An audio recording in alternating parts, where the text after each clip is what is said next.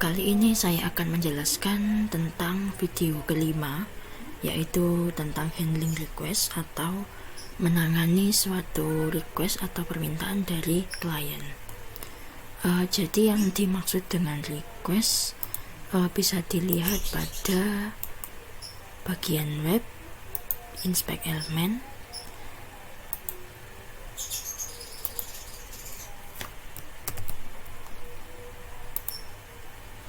nah, di sini terdapat beberapa bentuk request dari klien dan beberapa informasi di dalamnya terdapat pada bagian headers. Kemudian juga ada bentuk respon yang kita berikan pada request klien. Nah, jadi jika suatu klien mengirimkan suatu request, misalkan di sini dengan nomor IP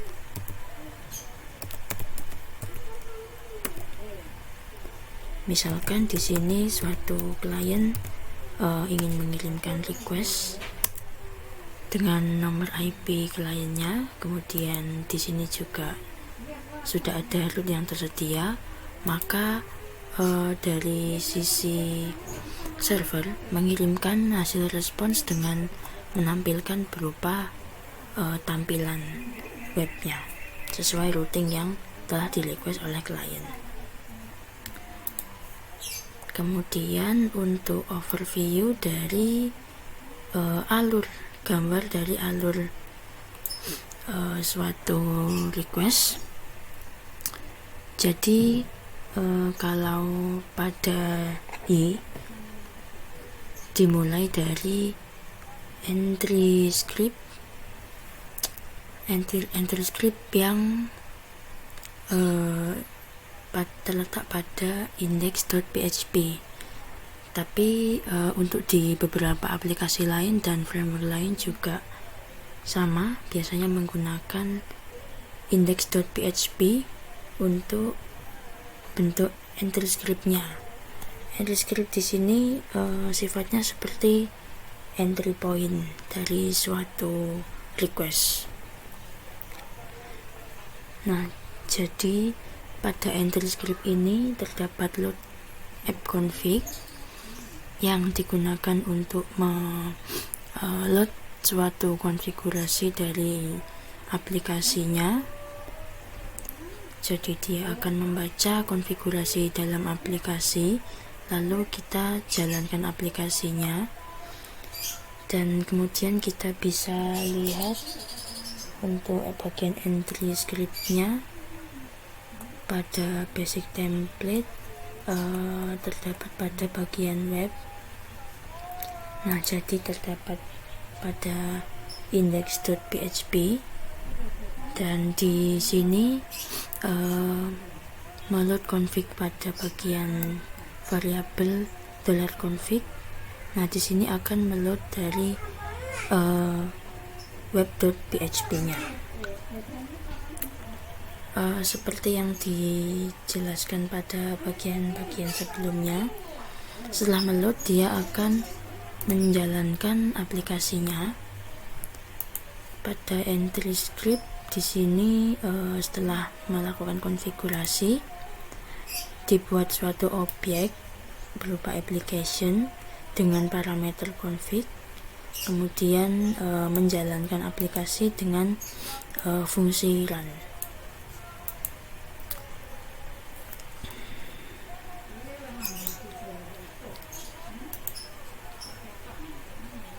Jadi aplikasi yang telah di run tadi, aplikasinya jalan, maka yang pertama akan dilakukan oleh aplikasi, dia akan meresolve root. Meresolve rootnya jadi routing atau kalau di ada controller dan action yang diakses oleh user, yang di request oleh user mengarahnya kemana. Jadi dia akan memanfaatkan suatu komponen yang namanya request. Jadi nanti setelah dia bertemu dengan requestnya, maka dia akan meng-create controller yang dibutuhkan. Jadi Kalau routingnya adalah controller mahasiswa misalkan, maka controller mahasiswanya akan dibuat atau di-create, dan ketika controller ini sudah di-create, maka di dalamnya dia akan membuat action. Dia akan membuat action sesuai dengan hasil resolve yang tadi. Nah, setelah membuat action, jika ada, dia akan menjalankan filter. Pada bagian perform filter ini, jadi contohnya seperti misalkan kita cek autorisasi, maka dia akan mengecek pada bagian filter. Jika lolos, maka dia akan melanjutkan alurnya pada bagian action, dan jika diperlukan dia akan meload model yang terhubung dengan database meskipun tidak harus. Nah, setelah meload model, dia perlu untuk merender view. Ketika merender view, dia bisa menambahkan ada beberapa widget atau aset pada bagian view, dan hasilnya akan dikembalikan atau membentuk suatu respons. Nah, dari respon ini berupa komponen juga. Jadi bentuk respon ini yang akan dikembalikan pada user. Nah, jadi ketika bagian filter tidak lolos, misalkan suatu user tidak memiliki hak untuk mengakses suatu action yang di request, maka dia langsung membentuk respons ketika filternya terpenuhi dengan filter yang tidak terpenuhi berbeda. Jadi ketika suatu filter tidak terpenuhi atau ketika user tidak mempunyai hak untuk mengakses action tersebut, maka akan mengarah pada kesini, yaitu respon yang tidak berhak, maka dalam bentuk akan dikembalikan dalam bentuk error. Jadi sekilas overview mulai dari user sampai ke response. Dan jika kita ingin melihat responsnya, kita bisa klik kanan, inspect element, masih seperti bagian sebelumnya, request, bagian web. Nah, ini kita bisa lihat pada bagian response. Nah, di sini terdapat beberapa bagian, ada header, preview, response, dan lainnya. Untuk request terdapat pada informasi request pada headers.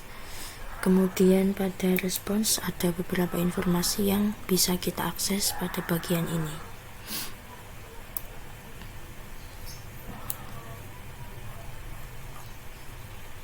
Jadi ini misalkan kita ingin mengecek pada header, mengecek beberapa informasi di dalamnya.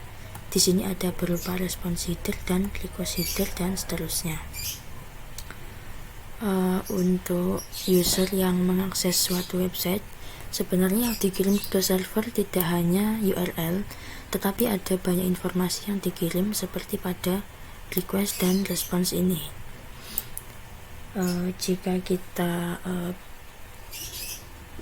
mengenai performance, maka pada aplikasi yang memiliki load tinggi seperti toko online, biasanya dia banyak memanfaatkan suatu web service. Jadi web service itu headernya tidak sebanyak penggunaan HTTP seperti itu tadi. Bahkan di beberapa aplikasi yang lebih cepat lagi, biasanya menggunakan WebSocket untuk jalur komunikasinya. Jadi itu tadi sekilas proses request yang sudah dijelaskan. Dan berikutnya adalah bootstrapping. Jadi bootstrapping adalah proses mempersiapkan environment sebelum aplikasi mulai menerima dan memproses request yang datang. Jadi pada Y, bootstrapping dilakukan pada dua tempat, yaitu pada entry script dan aplikasi. Pada entry script terdapat dua kelas autoloader untuk library yang berbeda yang didaftarkan. Jadi terdapat autoloader yang dari Composer dan autoloader yang dari Y. Jadi autoloader dari Y itu memuat komponen-komponen yang sudah built-in dalam Y-nya. Sedangkan untuk yang composer meload komponen-komponen yang kita tambahkan melalui autoload.php. Pada konstruktor dari aplikasi tersebut, jadi aplikasi yang merupakan objek oriented, jadi aplikasi Y bisa dikatakan objek juga. Dan pada objek oriented programming, setiap kali objek yang kita create, maka terdapat suatu konstruktor dari aplikasi atau yang dilakukan sebelum kita meng-create objek. Jadi pada konstruktor dari aplikasi Y ini beberapa hal akan dikerjakan. Yang pertama seperti memanggil fungsi berinit. Jadi yang dilakukan fungsi init ini yang pertama kali adalah melakukan konfigurasi properti-properti penting seperti properti basebed. Lalu yang kedua meregister pada error handler. Lalu yang ketiga ada menginisialisasi properti-properti dari aplikasi menggunakan file konfigurasi.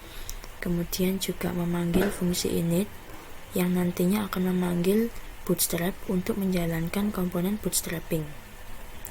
Jika kita lihat lagi pada bagian file konfigurasi Y, pada bagian config web.php, nah di sini terdapat properti bootstrap dan yang dituliskan dalam array komponen ini merupakan komponen yang akan di-loop pada bagian bootstrapping. Jadi bootstrap ini akan memanggil komponen yang sudah kita tentukan dari bootstrap sini.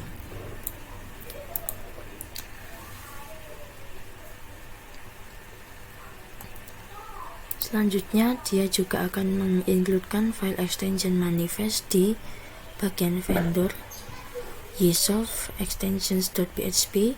Setelah itu dia akan membuat dan menjalankan komponen aplikasi, dan jika ada beberapa modul yang dideklarasikan pada properti bootstrap dari aplikasi maka akan dijalankan. Nah, jadi bootstrapping ini akan dilakukan pertama kali sebelum menangani request. Jadi pastikan hanya komponen yang penting saja yang dimasukkan dalam proses bootstrapping ini. Contohnya seperti log tadi.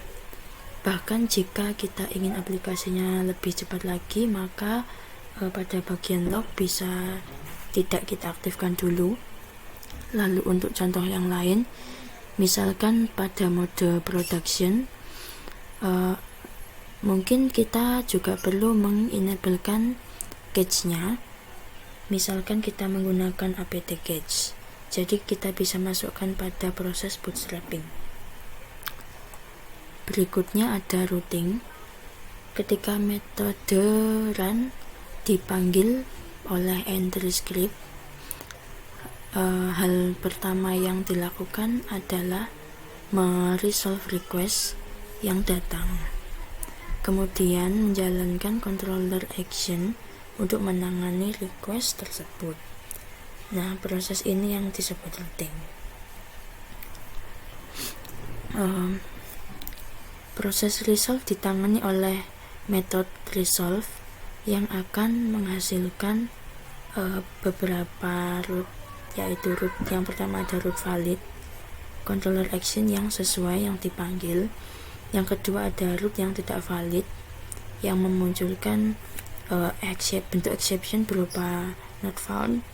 Dan yang ketiga ada tidak ada root, yaitu controller action pada property default root yang akan dipanggil. Kemudian terdapat catch all root yang merupakan kondisi spesial di mana semua request akan diarahkan ke sebuah controller action. Misal aplikasi sedang dalam fase maintenance. Hal ini dapat dilakukan dengan mengisi properti catch all di konfigurasi web.php dengan controller action yang dikehendaki. Jadi misalkan untuk catch all root bisa kita coba pada file konfigurasi web.php. Pada bagian config bisa kita tambahkan catch all.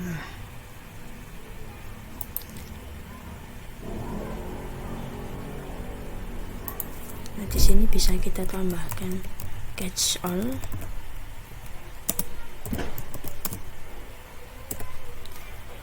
Catch all, kemudian kita masukkan default rootnya. Di sini contohnya menggunakan site/offline. Kemudian di sini misalkan kita coba pada bagian site about.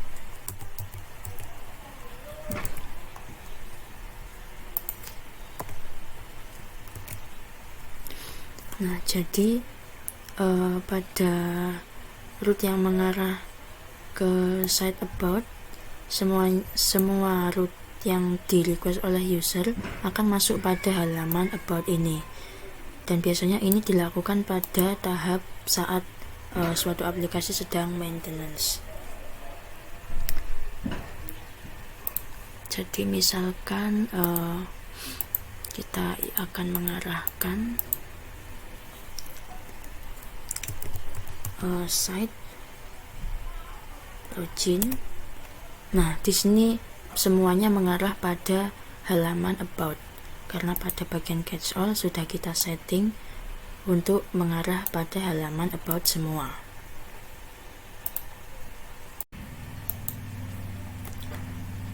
Berikutnya tentang request. Jadi request dalam Y direpresentasikan dalam bentuk objek Y web request, yang di dalamnya terdapat informasi seperti parameter dari request, HTTP headers, cookies, dan lain-lain. Parameter dari request bisa didapat dengan memanggil metode request get atau request post.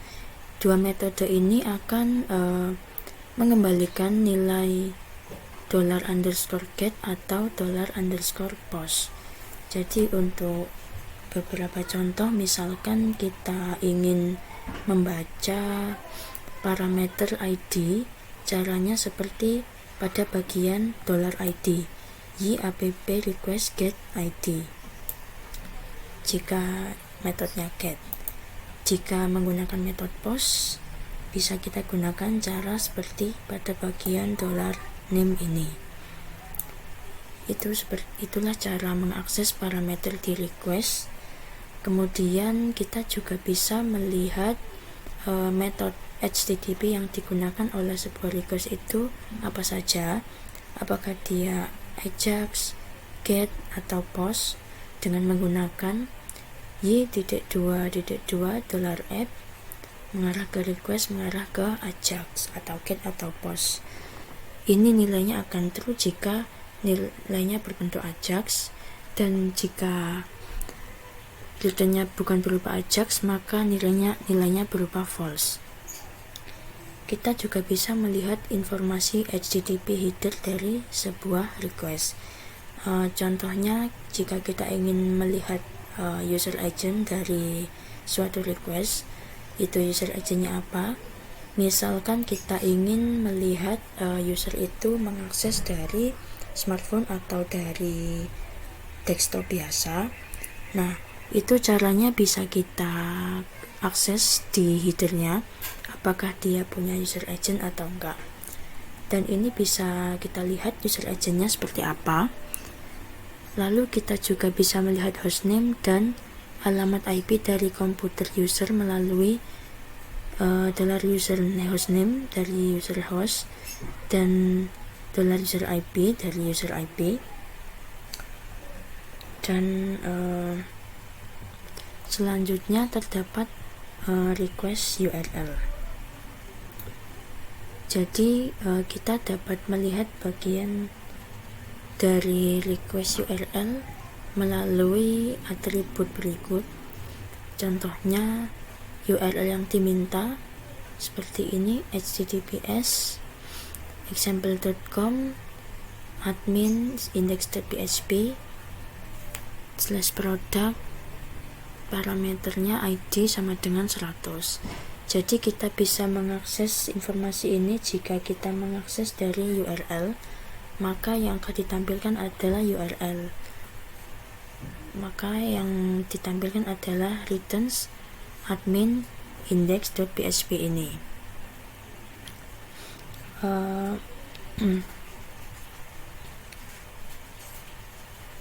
Jadi kita dapat menampilkan absolute URL yang menampilkan HTTP example ini dan selanjutnya pada host info part. Kemudian kita juga dapat menampilkan host infonya yang akan menampilkan pada nama pada bagian info URL-nya saja. Kemudian pada selanjutnya juga terdapat pet info. Dia akan menampilkan berupa slash product saja. Kemudian untuk query string setelah tanda tanya, dan base URL dia akan menghasilkan slash admin yang merupakan bagian setelah host info dan sebelum entry scriptnya. Kemudian juga terdapat script URL yang akan menampilkan slash admin slash index.php. Dia merupakan URL tanpa pet info dan tanpa query string. Sedangkan server name dia akan menampilkan hostname-nya saja atau servernya saja. Untuk server port dia akan menampilkan 80 jika web servernya menggunakan 80. Jadi dia merupakan port yang digunakan suatu web server. Dan sekarang terkait response. Untuk response itu merupakan informasi yang dikirim dari server ke user untuk menjawab suatu request. Jadi setelah aplikasi selesai menangani suatu request, maka Y akan membentuk objek Y web response dan akan dikirim ke user. Objek response ini berisi informasi seperti HTTP status code, HTTP headers, dan body-nya. Untuk menambahkan informasi pada HTTP header, maka kita dapat melakukan dengan memanipulasi properti Y web response headers. Untuk beberapa contohnya, di sini terdapat informasi pragma.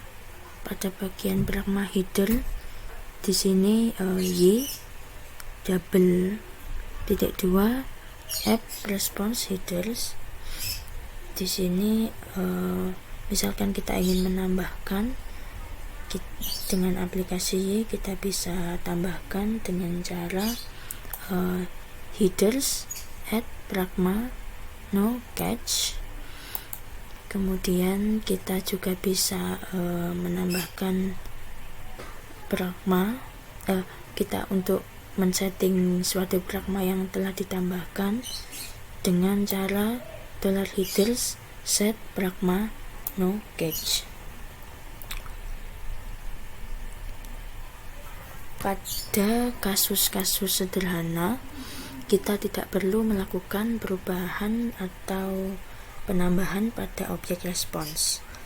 Jadi aplikasi Y sudah membuat objek ini secara otomatis melalui return value dari controller action. Nah, ini contoh dari kode suatu action indexnya. Dan berikutnya tentang session dan cookies. Jadi session dan cookies ini diperlukan, contohnya misal kita ingin menggunakan suatu trade card. Jadi pada keranjang belanja itu biasanya informasi disimpan di cookies atau di session. Umumnya yang dilakukan suatu toko online jika user belum login, maka informasi tentang keranjang belanja itu biasanya disimpan di cookies atau session. Tetapi jika sudah login, informasi tersebut disimpan pada session. Jika cookies dari sisi user, jika session pada sisi server. Jika kita ingin memanfaatkan cookies dan session, kita dapat mengakses melalui variabel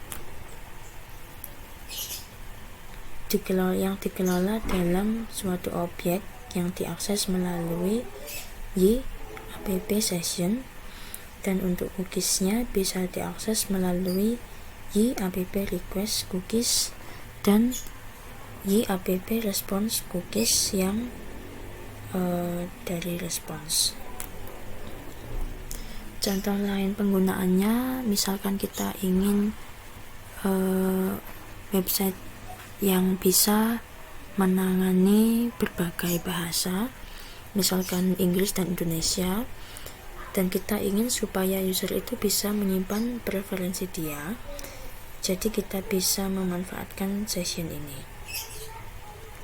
Jadi ketika user sudah memilih language yang digunakan English, maka informasi tersebut disimpan di server, sehingga ketika user tersebut mengakses website kita di suatu hari dengan komputer lain, maka dia akan websitenya akan tampil dalam bahasa yang dipilih sebelumnya.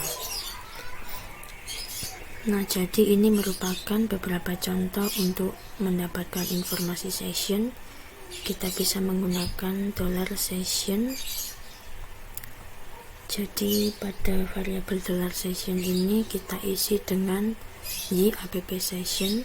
Kemudian untuk membacanya, misalkan kita ingin membaca session yang namanya language, jadi kita menggunakan $session get dalam tanda kurung language. Bisa juga diaksesnya melalui $language session dalam kurung language. Jadi terdapat dua alternatif akses. Dan untuk men-setting variabel menggunakan metode set, contohnya session set language, dimasukkan parameter language dan NUS. Bisa juga menggunakan cara dalam bentuk array, session dalam tanda kurung language sama dengan use. Dan kemudian untuk cara di PHP native menggunakan parameter global $_session language NUS. Untuk cookies bisa akses dengan cara $cookies app request cookies.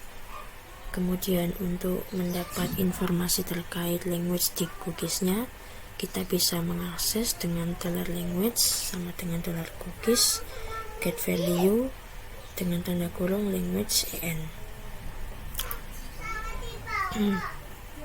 Kemudian untuk menambahkan cookies yang baru dengan cara $cookies cookies sama dengan app response cookies. Kemudian jika kita ingin menyimpan cookies di response-nya, maka dapat dengan cara $cookies add new web cookie, dimasukkan nama dan value-nya. Sekian penjelasan dari saya mengenai handling request ini.